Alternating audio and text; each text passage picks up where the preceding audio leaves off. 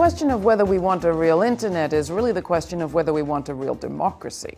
That's what Doug Rushkoff said on Saturday at the Personal Democracy Forum's conference on WikiLeaks. Real democracy comes with messy things we sometimes don't like, and one of those is getting a boatload of attention. What seems to be becoming most provocative of all, a distributed denial of service attacks on companies who've taken reprisals against WikiLeaks. Dutch police just arrested a 16-year-old boy for taking part in pro-WikiLeaks cyber attacks against MasterCard and Visa. Tech writer and activist Deanna Zant wrote of the PDF forum that there, too, so-called DDoS absorbed most of the crowd's attention.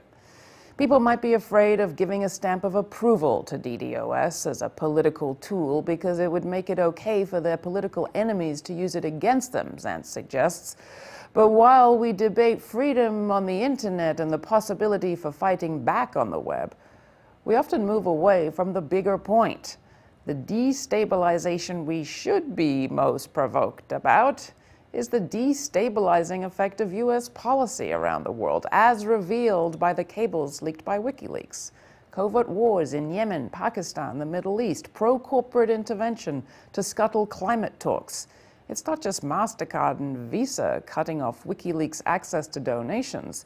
It's the government and corporate intervention unsupervised into the freedoms and rights of people around the planet.